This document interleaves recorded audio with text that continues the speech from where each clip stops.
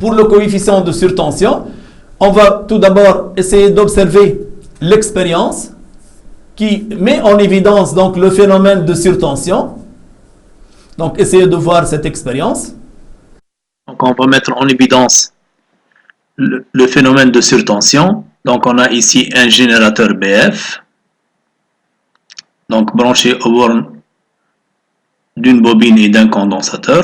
Donc, on va essayer de régler donc la fréquence. Voilà, on règle la fréquence. De même ici, on peut régler l'amplitude, la fréquence. Donc, on règle la fréquence. Donc, notre circuit comporte un condensateur de capacité C est égal à 0,47 microfarad.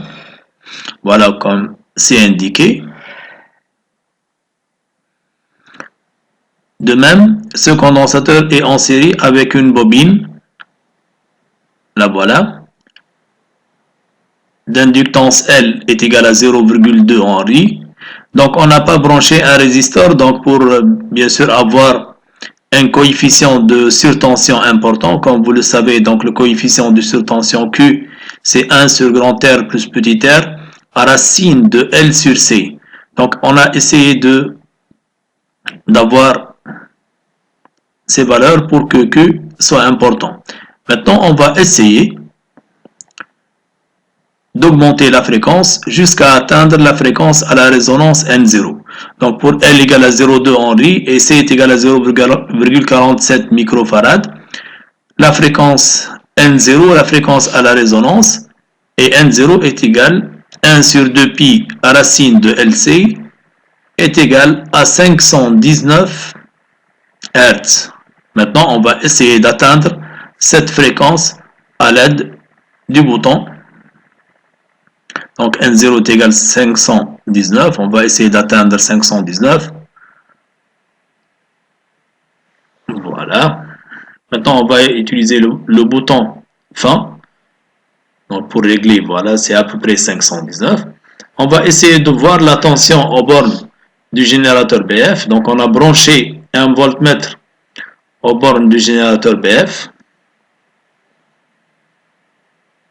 Donc pour avoir exactement la fréquence, donc 519, on va passer pour voir la tension efficace indiquée par le voltmètre. Donc le voltmètre au borne du générateur, c'est 6,84 volts. Maintenant, on va passer pour voir la tension efficace indiquée par le voltmètre branché au borne du condensateur, c'est 178-177 volts. Donc vous remarquez que la tension UC est beaucoup plus importante que la tension U aux bornes du générateur BF. Donc, UC sur U à la résonance d'intensité est strictement supérieur à 1, on dit qu'il y a surtension. Donc là, qui a idée aux bornes du condensateur, donc c'est un peu dangereux.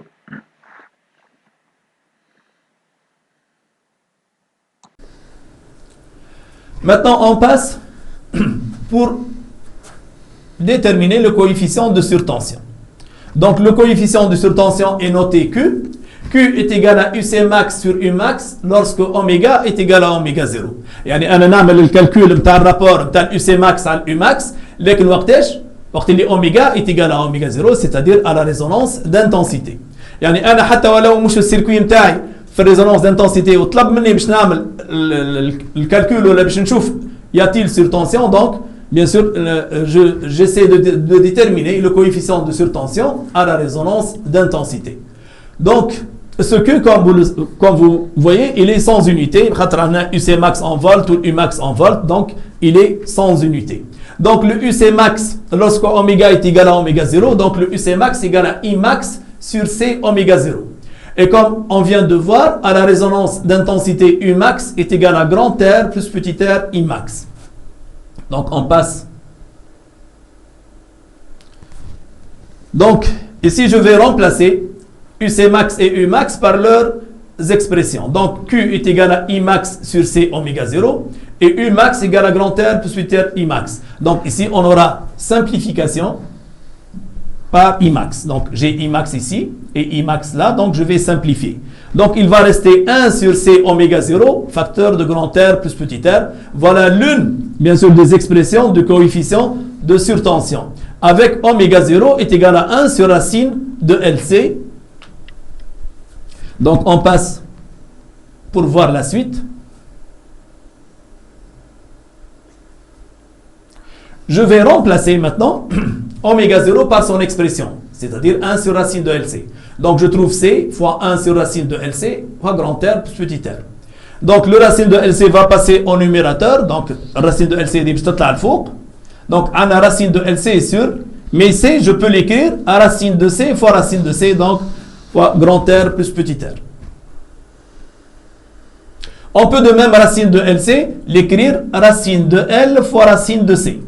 Donc, ici, on aura racine de L fois racine de C sur racine de C fois racine de C, grand R plus petit r. De même ici, on peut simplifier par racine de C. Donc, on aura racine de L sur racine de C, mais racine de L sur racine de C n'est autre que racine de L sur C. Donc, on trouve que, donc, dans ce cas,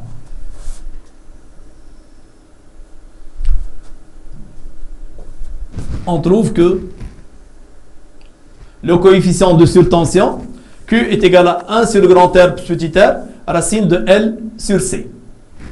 Donc, ici, on dit,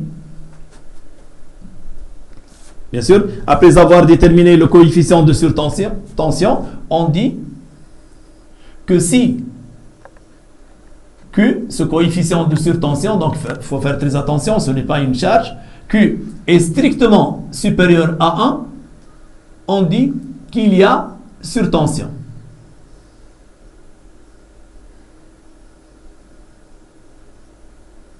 Il y a donc surtension. Donc, si Q est inférieur ou égal à 1, donc il n'y a pas, donc ici c'est 1, donc il n'y a pas surtension. Donc, il n'y a pas surtension. Voilà.